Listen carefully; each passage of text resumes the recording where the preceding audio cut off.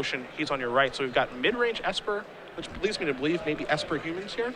Yeah, with Fair again, this is our actual third feature match of this weekend where we've seen the new Blue-White God in action. We've seen it in a Esper human shell. Oh, sorry, we saw it in just an Esper shell with alongside Obsidat and Elspeth. We saw it last round as in the White Weenie Splash Blue deck, and now we see it sort of in a Esper human shell. Oh, okay. We have, I figured out what happened. Kent had a deck list error, so they are taking care of that. This is actually our backup match, so we're going to start here because the judges are sorting things out with Kent, so no big deal. We'll find out what happens here as we do have that information. We'll pass it along, but we'll start here with Hipp and Koloff. We've got Mono Black Devotion against Esper Midrange. There's a Godless Shrine here from Hipp. You do see a Mutavault coming across for 2. Swamp is the second land there for Koloff, so Hipp will take the first damage of round number 8 here. Fairly innocent start for Daniel thus far. Yeah, no discard, no Pack Rat. Doesn't leave up a removal spell. Nothing crazy going on there from the Mono Black Devotion side. You see a Hallowed Fountain passing the turn back. And for you guys wondering at home, is this pretty stock Mono Black Devotion since we've seen some different lists? It is. 4 Desecration Demon, 4 Grey Merchant, 4 Pack Rat, 4 Nightveil Spectre, Connections, Bioblight, Thoughtseize, Hero's Downfall, 2 Devour Flesh, 1 Whip of Erebos. That card hasn't seen as much play recently. And then just 25 lands, 4 of which are temples. So nothing crazy going on here as we do see a Bramaz, King of Resco, show up. Also back-to-back rounds featuring this in the main deck of at least one of our decks. Yeah, I want to see more of this card. I want to see this card in action. I want to see it win a game. See, Koloff looks like he has Devour Flesh in his hand right now, so I might just want to take care of that immediately, and that's exactly what he's going to do. Use Underworld Connections land to do that. Looks like maybe he wants to fire up the old Mutavault, too. Still just going beatdowns. Yeah. Every point counts. A little curious on the heels of Ryan getting all that life through the Devour Flesh. Well, makes sense, actually. Let's see what Hipp wants to do on this turn. He's going to play a Watery Grave on tap. He's going to go down to 16. And this is Nefara, God of the Polis. So the new Blue-White God going to show up to the party. We've seen that a little bit today. You see a Grey Merchant to draw here for Koloff. We'll see what the follow-up's going to be. It looks like it might be Desecration Demon time as he does ask Hipp how many cards he does have in his hand. The answer is 4. And here is the 6/6 flyer. So Hipp will take a draw. There's a Detention Sphere. That's timely. Although ideally, from this position, Ryan would like to curve out with a creature every turn. Yeah. You see, he's going to ask how many cards are in hand. What you got working with over there, Mr. Koloff. Looks like he's got about 3 or 4 cards, does Daniel. Has not activated Underworld Connections just yet, but he's got a nice Devotion count here for future Grey Merchants. As you do see Hipp's hand, he can play a Leo's Sky Knight, and that's what he's going to do. So he's going to trigger Detain on the Desecration Demon. And then he's going to be able to get to draw a card with Afara, and we're also pretty close to Devotion for Afara, too. Yeah. So it's a pretty nice turn. Really nice turn, and also got to get the Gilgate out of his hand. So that die's going to be on there momentarily just so that we know that that Koloff cannot attack with a Desecration Demon. The Temple of Deceit going to come into play here for Koloff. He's going to put the top card onto the bottom. And he does have 2 copies of Grey Merchant in his hand right now. And those Grey Merchants are going to be for 6. You can see the Underworld Connections along with the Desecration Demon in play. And so this is going to be a Nightveil Spectre. So now Grey Merchant's going to be for even more. Yeah, since Ryan's going to be probably generating so much card advantage over the long term with his God, I think Daniel just wants to try to set up a burnout plan. Yeah, I think that's completely reasonable in this situation. So you see Hipp, he has Detention Sphere, he's got Ultimate Price over there. He does still have that Blood Baron in his hand as well. He does have that card drawing engine with Afara. That's a really interesting card to me, Patrick, because I can certainly see that card really start to dominate some game states, especially in this kind of matchup. We've seen a lot of it so far this weekend in a variety of different shells. So something of a coming out party for this card. I didn't get the vibe that it was a big part of the presence in the Nashville field. So yeah, that's basically how I felt as well. Is now here's another Yev Sky Knight. So that's going to come in. You got to decide what you want to detain with that. This is always a card that I felt is really underpowered too. It's aggressively costed. Just does a lot of positive things. Detain is a really undervalued ability, as Hipp is going to play a dual land untapped. Now he's going to take care of that Nightveil Spectre. And now Afar actually gets to get into the red zone, and it's going to get to draw a card too. So this is a really impressive series of events by Hipp. And cards like Yev Sky Knight and Afara are occasionally difficult to incorporate in decks, in part because you have to build a blue-white beatdown deck to maximize these cards. Not the easiest thing to do, but you give enough tools, and there can easily be a deck there. connections activation, on the end step there from Koloff. So he does get to draw one card on the end step, one card for his turn. Looks like he's going to try to find some action here. Desecration Demon. Yeah, Trigger can go on the stack, but it can't attack. And now Koloff is almost resigned to start casting Gray Merchants here, as he's going to activate connections one more time. Yeah, I mean, he's facing down a lot of pressure. Yeah. And that doesn't even account for the things that are going to be coming after it as well. You see the hand there for Koloff. Looks like he has 2 lands and 2 copies of Gray Merchant hiding out over there. May have a Hero's Downfall, actually. You see the Devotion count, 2, 4, 6, 8 for Hipp. So there is Gray Merchant. So the drain and gain is going to be for 6. So Koloff's going to go up to 14 and Hipp's going to go down to 8. So you can just flip those life totals that are on the screen. We'll take a draw. And there's Obsidat. That's a good Magic card. There are a lot of good Magic cards in this Esper mid-range deck. It's really interesting. Like, I feel like this deck is a deck that I don't think people know enough about, because there isn't really anyone endorsing it or really testing it and trying to figure out what slots are appropriate. Again, we saw it at the Japanese Grand Prix, and then we saw Mahara play it at the Sunday Super Series, but outside of that, you haven't seen anyone really write about it. Brad Nelson did an article about it, it feels like maybe 2 months ago, but outside of that, no one's been really saying, hey, this is where you need to be. This is the deck you need to be playing. It just hasn't happened. Yeah, and Afara seems like a pretty ideal candidate to add to this deck. It's a little bit on the slower side. It plays a lot of creatures. There's a lot of synergies. Devotion is a reasonable thing to get to, so this might be another piece of the puzzle for Esper humans. Bramaz is in Hipp's hand as well. I mean, the power level of the deck, the cards that it's individually casting are all quite good. Yeah. This is the deck that's just littered with extremely powerful cards and mythic rares. And, one of its weaker cards, uncommon, you have Sky Knight. That card's good, too. Certainly once you're trying to fulfill a blue-white devotion count. Yeah. Really, really interesting. All right, so here's an attack with all the creatures. That Afara's not messing around, too. That thing's a 6/5. That's a big, big creature. You see a very quick no block here as Daniel's trying to keep his devotion count high, but yeah, he has to. Now this is going to be exact lethal, it appears. 6, 7, 8, 9, 10, 11, 12, 13, 14 is exactly, so Obsidat's going to get the job done. And Ryan Hipp is going to win game number 1 here over Daniel Koloff. You've got Esper mid-range up a game over Mono Black Devotion in what was quite the lopsided affair, honestly. And I'm curious if Ryan tanked on that attack for so long to try to induce Daniel to not block. Yeah. Because he was sitting there thinking about it, and, that's an indicator, if you're reading body language, Daniel might think, well, maybe he wants to leave this god back on defense and block my Gray Merchant because of life totals, and then Ryan was able to finish off the game with the Obsidat there. So possible that there was some little subtle bluffing and body language manipulation going on there. Maybe a little bit of gamesmanship. As we'll take a look at Daniel Koloff's sideboard first. I have that in front of me, so I'm taking a look at 2 Dark Betrayals, 2 Devour Flesh, a Doom Blade, 2 Drown in Sorrow, 3 Duress, 2 Erebos, God of the Dead, and 3 copies of Lifebane Zombie. Boy, where to begin? That's the big question. Dark Betrayal is pretty good in this matchup because Obsidat's so good against Mono Black, but you don't have a lot of other things to kill with it. Yeah, this is one of the nice things about an Esper Humans deck is, you see a lot of Doom Blades and Dark Betrayals in people's sideboards, and not all of those cards work. They all work against a percentage of the deck's threats, but you could definitely be caught with the wrong answer to the wrong threat. You see Devour Flesh, which certainly has its purposes, but it can catch the wrong creature at the wrong time. A Singleton Doomblade will take care of some threats, but won't take care of others. Drown in Sorrow, I don't think is going to kill enough things because the top end is obviously it's way too good. It's not going to kill anything. Duress is okay, but the cards you care about might be creatures. Erebos is not for this matchup, and then I think the one card that could certainly come in is just Lifebane Zombie because it actually hits everything you're looking for. Including the god, which is a big deal. So that's a really big deal. I think Lifebane Zombie is the for sure card that's going to come in. The rest is all negotiable. Yeah, and on the other side here, we have 2 Revoke Existence, 3 Doom Blades, a Supreme Buric, 2 Blood Barons, 4 Thoughtseizes, 2 Negates, 1 Sin Collector. I expect the Thoughtseizes, the Blood Barons, and the Sin Collector to come in. I don't know if he necessarily wants to negate, as most of the Mono Black Devotion top end is creatures and not spells, but certainly there are quite a few spells as well. I like Sin Collector because it's a little bit more proactive, but there's an argument for negate as well. So we'll see how both players sideboard here. It looks like they are done doing that. At least for Daniel's side, he is, and you see Ryan's shuffling as well. So these players look like they are confident in their configurations, and we'll see them we'll see them go to battle here shortly. We'll also find out what's going on with Kent Ketter as well. Again, when we do have information about that, we'll certainly let you guys know.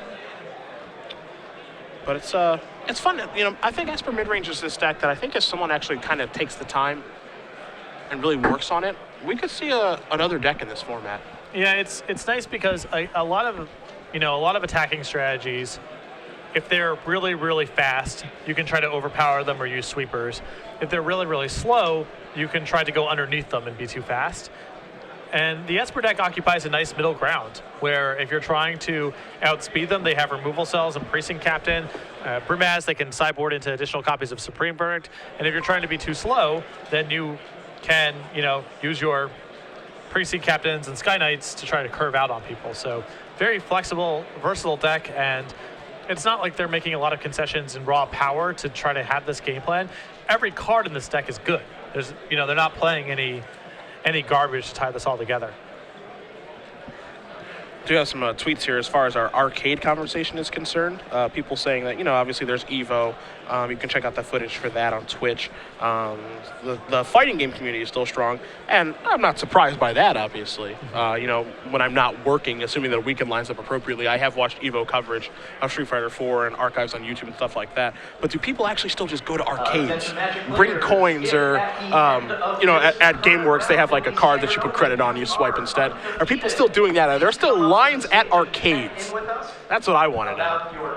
Because nowadays, everything is done online. So, there's the PlayStation Network and whatever the Xbox thing is that people play on. And you can just, sit in your house, buy an arcade stick, and just battle that way. Nostalgia is a big part of our or I think all generations are like that, I mean, Pokemon's still a thing, in part because people around our age group care about things when they were kids. So yeah, it is currently ruining Twitch right now, Pokemon. Yeah. There are some people out there who know what I'm talking about, where people are, it's like this group thing that people can do and tell you which way to go in Pokemon, and there's like 100,000 people watching it. It's insane. Stoneblade Entertainment has lost a lot of hours of productivity because of this. You know what it is. I know what you're talking about. Yeah, it's Ultimate Price. You gotta take care of Pack Rat, and now here's a Life Bane Zombie, so let's see what's in the grip. Oh, those are good cards. A lot of good ones to choose from. 2 Blood Baron of Escopa and Brumaz. You see a Thoughtseize and a Spear, which is a little bit surprising to see, and then a Temple of Enlightenment. Yeah, there's 2 Spear of Heliod's in Ryan's list here. Yeah. A little surprised by that because it doesn't feel like the creatures need buffing, but that's a card that provides devotion for Afara, so I guess I get it. Well, also what's really nice is that he has Brumaz and Blood Baron in the deck, which are 2 juicy Mizium Mortars targets. That's true. With a Spear, you get him out of range of that. That's too. True. So. That's true. So Life Bane Zombie is going to take care of Brumaz, and we're going to pass the turn back here. So Life Bane Zombie is going to start the racing. There's an Afara off the top there for Hipp. And he needs to start getting some things on the board, but he also needs to find some land. He's going to start with a Thoughtseize, however. So now here's a Bioblight, a Desecration Demon, another copy of Bioblight, and then an Underworld Connections. So it begs the question here as Hipp is going to decide on exactly what he wants to take. Should Hipp have played Temple of Enlightenment first and Scry? It's interesting because do you want the Scry to inform your Thoughtseize, or do you want the Thoughtseize to inform your Scry? Yeah. It's close, This current round, once again, players, side bets will be closing for the See evening. Hipp really trying to decide exactly what he wants to take here, because he doesn't really care about the Bioblights. The question is, do I care about Connections or Desecration Demon? I think the one he cares about more is Desecration Demon, because he doesn't want to be underneath the gun so fast. Yeah, I like Ryan actually sequencing it this way because there's very little that the Scry will do to inform your Thoughtseize, but the Thoughtseize can really inform your Scry. Yeah. You need to know what reactive cards you're playing against and all that. Looks like Hipp kept that card on top and is going to pass the turn back there with 2 Blood Barons and Afara and that Spear of Heliod. And there's a land off the top there for Koloff. That's a really important land, actually, because that's a Mutavault. Because Koloff only had 1 creature in play. Now he's got 2, and he's able to play Connections with the land up. So that's a huge draw, as Hipp does draw a Plains and see what he's going to deploy this go around. Could drop down the Spear. Yeah, the problem is that he doesn't have, if he can't get to his 5th land for Blood Baron, the rest of his hand doesn't really enable very much. And he's got to draw another land to really get back into this game. He's under some pressure, sitting at 13, when Koloff does have that Life Bane Zombie out there and a Mutavault threatening. I feel like you want to maximize your mana this turn and just cast the God. I kind of like casting Spear here, actually, because if Ryan doesn't draw a land next turn, then he may be able to just leave Spear of Heliod up and prevent some attacks. Okay. Whereas the God does very little. The God only does something if you draw a 5th land next turn, potentially. And if Ryan's not worried about the scenario where he draws the 5th land. He's worried about the scenario where he doesn't. Well, the draws here from Koloff off of the connections and his draw step were 2 copies of Gray Merchant. So that's scary. Yeah. And I think he may have drawn a 3rd copy of Gray Merchant, not positive, but he's going to send in for 5 either way. He's going to put Hipp down to 8. So if you're Ryan, you need to draw land right now, and Precinct Captain was the draw, so that's not what he was looking for. And he knows about the Bile Blights in Daniel's hand, so that's not even castable, really. He almost just has to say go with the Spear of Heliod up. You see him kind of shrug a little bit here, saying, well, I know you have 2 removal spells in your hand, so this isn't at its best. And he does just pass the turn back, knowing that he needs to activate Spear to be able to get the job done. So, Koloff is going to draw a card here. And this is a Thoughtseize. Going to get some information. You do see those 2 Blood Barons from before, Afara and Precinct Captain, the new cards here for Koloff to see. You see Koloff's going to take a little bit of damage to do that, but he wants to make sure the coast is clear for his Mutavault and his Lifebane Zombie, and it is, outside of the Spear activation after damage.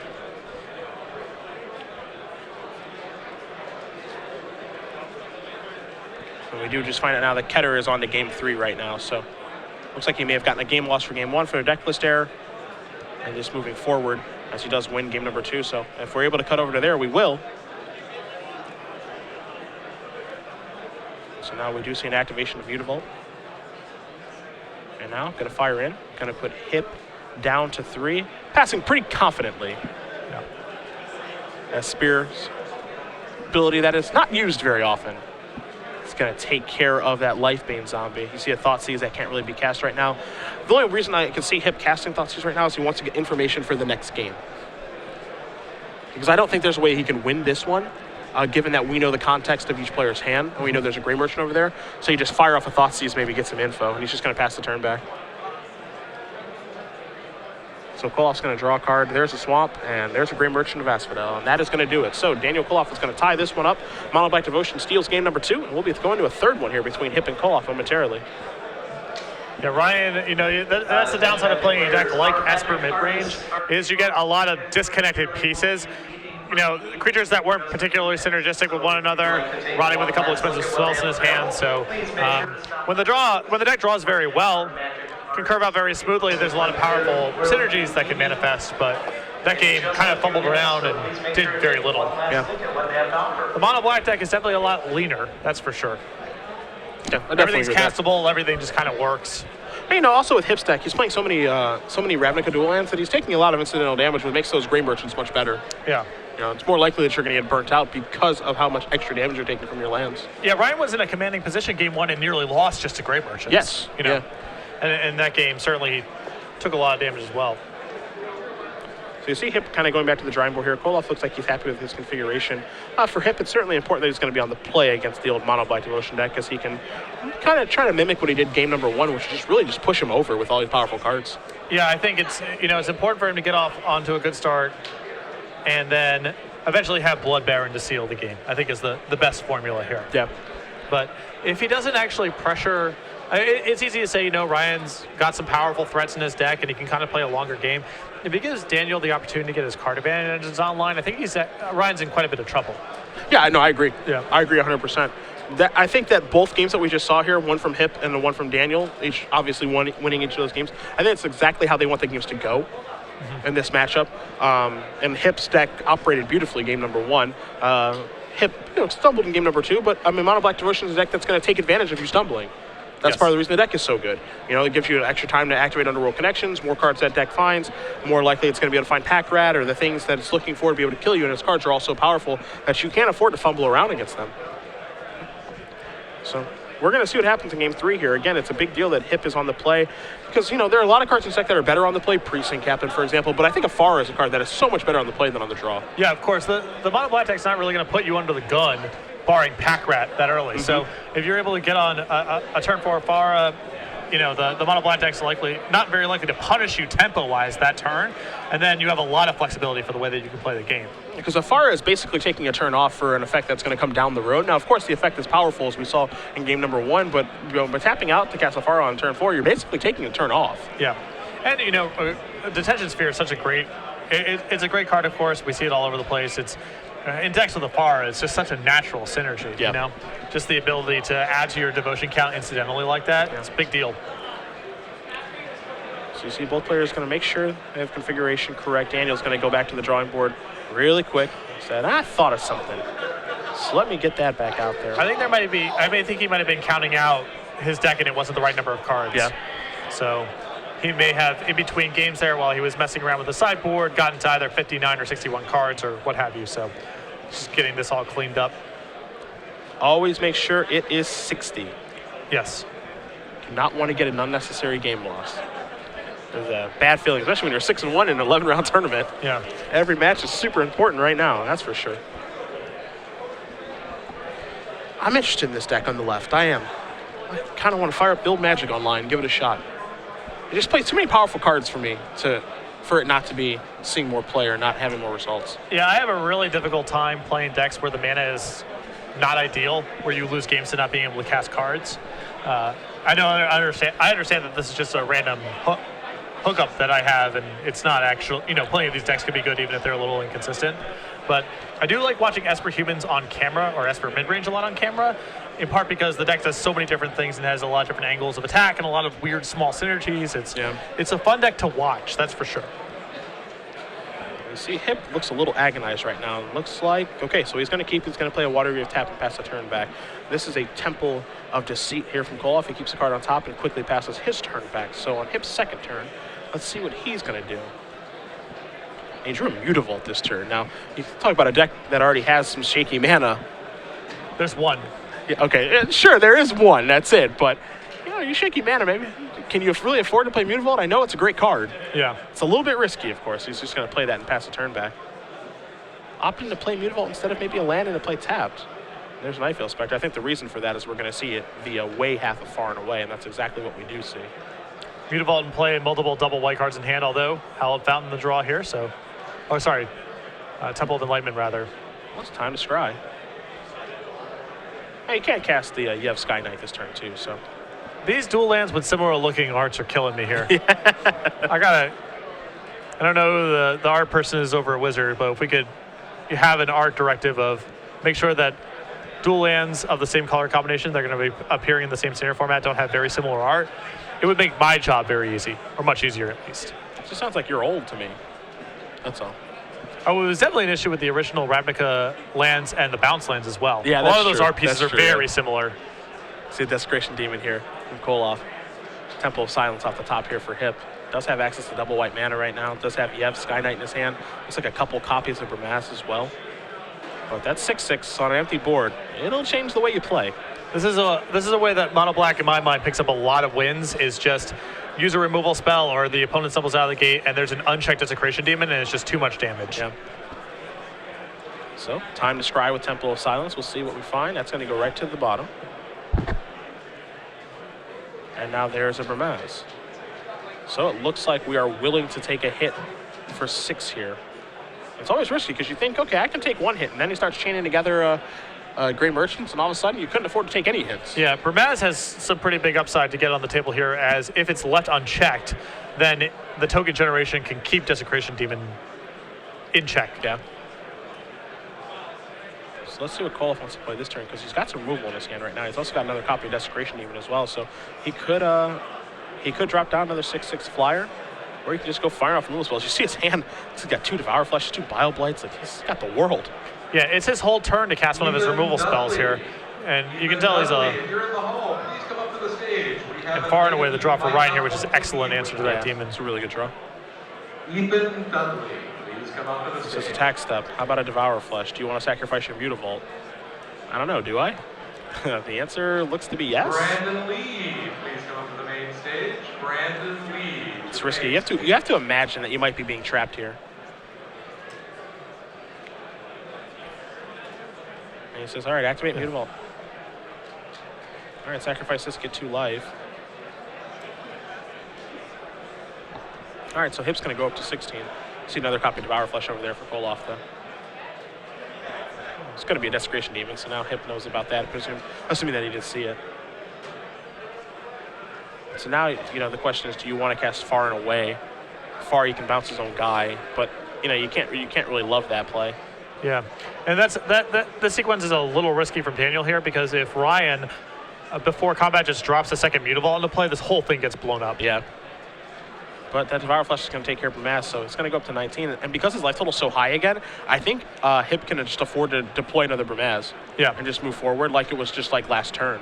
Exactly, especially with Far and Away in his hand, because if Daniel plays another creature next turn, that could be an enormous tempo swing. Yeah. We'll see what line he's going to come up with here. But I don't think a ton has changed. You know, it's basically like Koloff just used 2 cards for myself back at 20.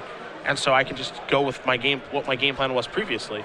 I feel like you had to try to get this Bramaz going. Its value goes down so as the game progresses, and the upside is so huge. If he's able to get an opportunity to attack and connect with it, he gets a pretty substantial edge. Yeah. So he's going to go with Yev Sky Knight. And that's going to detain the Desecration Demon for a little bit. Now there's a Swamp right off of the top there from Koloff. That feels a little bit scary here because he just took that and put it directly into play. Part of me about this line from Ryan wonders if he's trying to induce Daniel a little bit. If Ryan plays Bramaz, it almost certainly forces a removal spell, whereas Yev Sky Knight makes it more attractive to play another creature, which really sets up the Far Away in Ryan's hand. That's true. That could be a factor as well. See, Blood Baron with Scopa was the draw here for Hipp. So now he's got a lot of options. Got Blood Baron, got Far and Away that he can cast either half of or Fuse. He's got plenty of mana to do that, but he's going to go with the 4/4 Mythic. That is obviously fantastic in this matchup, especially when you know that your opponent does not have he has 2 less copies of Devour Flesh. Yeah. And because of Bile Blight, a lot of these lists are kind of juggling around the different removal spells. It's possible there's no more copies in the deck. A lot of these decks have gone down to 2 or 3 copies. You saw Hipp kind of pick up his Blood Baron, expecting it to die to Devour Flesh, but Koloff said, "I don't have an answer to that actually, so you're okay." And now the Far and Away looks, boy, does it look good. This is going to be a really juicy Far Away. So here's a Temple of Enlightenment. Time to scry here. So he's deciding what he wants to do, does Hipp. But yeah, this is going to be a really nice Far and Away turn if this is what he wants to do in this turn. Again, he does have access to Bramaz. He also has, I believe, a Spear of Heliod in his hand as well, does Hipp. You know, the troublesome thing here is imagine if he's looking at a Detention Sphere. Oh, sure. He would be compelled, obviously, to want to be able to do that. But he's going to attack with Blood Baron with Scopa. Going to put himself up to 18, going to put Koloff down to 14. Then let's see what the follow-up's going to be. Just going to be passing the turn back. Okay. And this is another scenario where I think you just want to play it right away. If Daniel, again, before combat here, just puts Mutavault on the table, your Far and Away gets a lot worse. 5 mana, so now that is a Far and Away fused. So bye-bye Deso Demon. That one's going to go back to the grip. But as you mentioned, if the Mutavault had shown up, it gets really ugly there. Yeah, a lot of players, they don't think about lands necessarily being things that can influence the way their spells resolve, because you can usually respond to everything your opponent does, but the lands can be tricky. So now here's 3 mana. There's your Spear of Heliod, going to make that into a 5/5.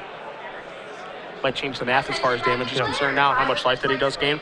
So Blood Baron's going to come in for 5. It's going to knock Koloff down to 9. It's going to knock Hipp up to 23. And Blood Baron is, again, rearing its ugly head against Mono Black. Now, I don't love the play of not playing the Bramaz there just because of Devour Flesh. Yeah. You know, it's just a little bit risky because he wants to leave up the activation for Spear, but his life total's so high that he doesn't really need to, in my opinion. Right. I think the thinking is, you know, if he's confident that there's maybe 1 left in the deck, maybe 0, that this is a slightly better for managing the damage race. Although now Lifebane Zombie is a thing too, which... Yeah. And that's always the fear about playing against a Mono Black is that, you know, if you sandbag a threat, as you see Spear take care of Desecration Demon after it gets across 6 points of damage, you can just lose it to discard. Yeah, it's better to err on the side of just casting if you think it's close. That's what it feels like now after playing this deck so much on Magic Online and seeing it on coverage, and which it just seems to happen a lot where the opponent's like, okay, I'll sandbag this threat, leave this up, and then, you know, unless he draws a discard spell, this works out perfectly, and they draw a discard spell because they have such a high density of that effect. Yeah. For the record, I'm on your side, though, where I would have just cast the Bramaz instead of holding up Spear. You know, I can certainly see, you know, merit to both sides of the argument. Right. And it ends up working out what feels like pretty well. It's just a Gray Merchant. It's going to drain and gain for 4. Because now Desecration Demon's off the table, and that's the card that, you know, Hipp presumably cared the most about. Yeah, and Daniel has shown a willingness to be very aggressive in the face of the Spear of Heliod. Generally speaking, you want to wait until you can attack all at once, so you're your team isn't slowly being picked apart. That's doubly true when you're trying to build up a devotion count for things like Gray Merchant. So this setup would have gone a lot better had he waited last turn on his Desecration Demon attack. Detention Sphere is the draw. In comes the Blood Baron yet again for 5. It's going to knock Koloff down to 3. It's going to bring Hipp up to 20. So I'm going to take one more attack from that 4/4 Vampire to get the job done. 5/5 Vampire, pardon me. Blood Baron alongside the rarely paired Spear of Heliod. Yeah. You see Hipp's got that Detention Sphere in his hand, deciding if I want to cast that to take care of your Gray Merchant. The decision is yes, I do. And the reason for that is because if another Gray Merchant shows up, it would be a gain of 7, so the game would continue for 2 more turns, as opposed to 1 right now. But it looks like Mr. Koloff just drew a Devour Flesh. He's going to pass the turn, and I hope for his sake that Hipp does not draw a Devour Flesh. And so here we go. All right, so now that's going to take care of that.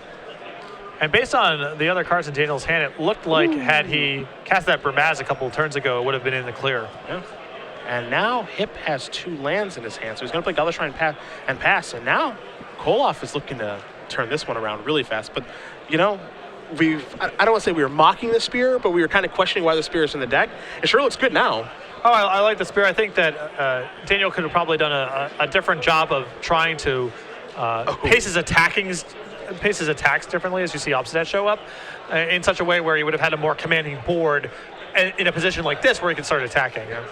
So Obsidian's going to come in. It's going to knock Koloff down to 1. Hipp's going to go to 27. And that is going to do it. So Ryan Hipp is going to win this match between Daniel Koloff. He's going to move on to 7-1. Esper Midrange, a deck that we haven't seen a ton of in Magic in general. Standard Grand Prix, any of that stuff, Open Series, Standard events. It's 7-1 right now. Now, 3 rounds is a lot. Yeah. But this deck, I feel like this deck can really do something in the metagame, but it's just, you know, people really haven't dedicated time to playing it. You see everyone playing Mono Black, Orzhov mid-range, the variants that go along with Desecration Demon Impact Rat. You see Mono Blue Devotion, Green Red Monsters is the new hotness right now, Revelation decks. No one really trying to make this work, so I really would like to see what happens if, you know, Hipp makes a deep run in this tournament. Yeah, and Hipp's deck, you know, we're calling it Esper mid-range, so a lot of this is semantics.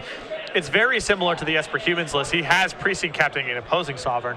The big thing that he's lacking is Zathra Necromancer. To me, that's the defining card of the Esper Humans deck. I would agree. Which doesn't appear here. But